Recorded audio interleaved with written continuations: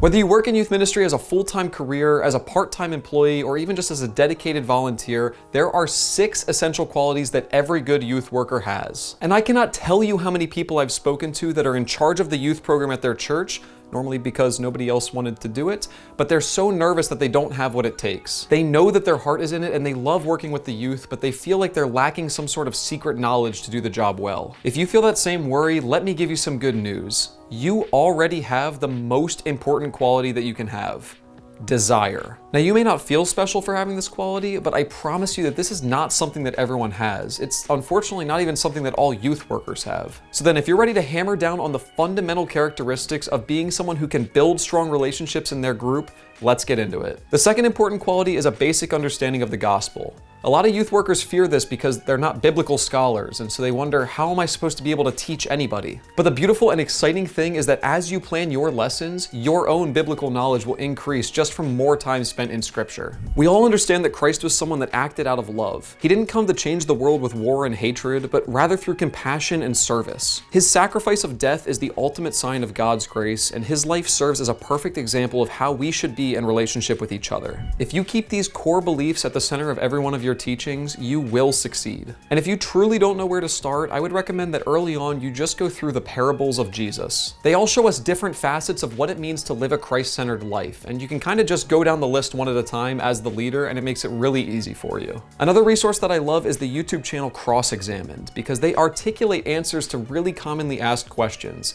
answers that serve as the foundation for our faith. Now, you can plan all that you want, but if you don't have the ability to adapt to things on the fly, it's going to be a lot harder for you. I mean, not only are you charged with communicating lessons in an engaging way, you have to handle chaperones who have agreed to drive but they show up late, youth with short attention spans that test your patience, and games not working out the way that you anticipated. Being able to keep your cool, read the situation, and make adjustments will provide a huge advantage for you. And while this is a stressful reality, you can take a little bit of solace in understanding that some of your group's most cherished memories will come from these moments of improvisation. On a similar note to being adaptable is communication. Being able to speak the same language as your youth is vital, so you'll have to find ways to talk to them where they are as youth. For some of us, it's been longer than others, but at some point we were all in their shoes. We've felt the same struggles that they have. We've experienced the same highs, and we've learned the same lessons. And while it is crucial to be able to draw on your own experiences, you have to stay away from language like, "back in my day," and, "well, when I was a kid." Your relationship with your youth should evolve into something between a parent and a friend, but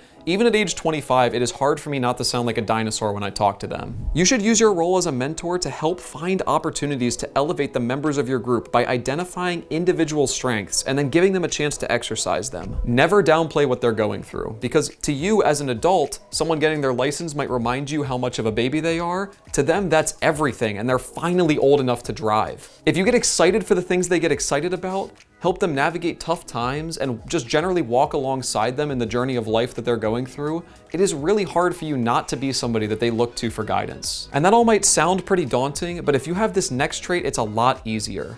You need to have a servant's heart and someone who lives a life of love. Christ taught us to love one another and to show compassion, mercy, and forgiveness to others, even our enemies. He reminded us that in humility, regard others as better than yourselves, looking not to your own interests, but to the interests of others. Seeing someone that truly lives out this charge is unfortunately pretty rare today. The overwhelming message that our world is communicating to young people daily is to pursue greed, give in to your impulses, and to be hostile towards others. When you present yourself as a counterexample and develop a place built on loving relationships, grace, and fostering forgiveness, people will be naturally attracted to that. Sadly, young people can't be themselves at school, and they often can't even be themselves with their family. And so when you give them that place, they will start to think of it as home. And by living a Christ-centered life yourself, your group will want to emulate your actions. Which leads me to the final good trait of every good youth director: sincerity. Sharing your life, your time, and your heart might be as important of a practice and as a gift as your desire to serve in the first place. And if you truly feel like you have been called to serve with the young people of your church,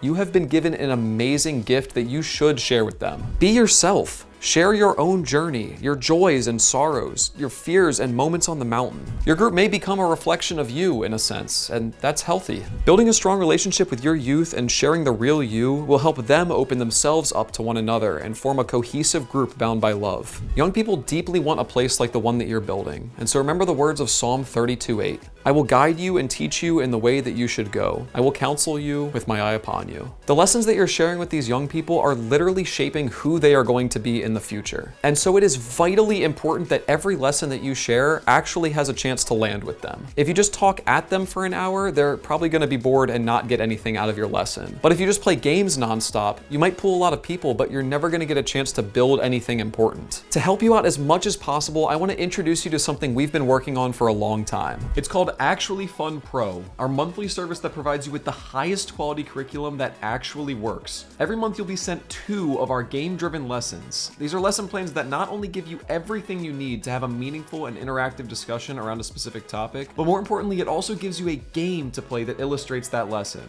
This key change of including a relevant game is what makes your meetings both fun and meaningful, all without spending any time planning yourself. And as if that wasn't enough value, you'll also get access to every YouTube video 2 weeks before anyone else. You'll get 10% off on all of the other products in our store, and you will be invited to our monthly meeting with other like-minded youth leaders to develop your youth leading skills even more. This is our most valuable creation to date, but only the first 10 to sign up can get locked in at a discounted rate. And so when ActuallyFun Pro launches officially on May 24th, sign up fast on our website to take your group to the next level.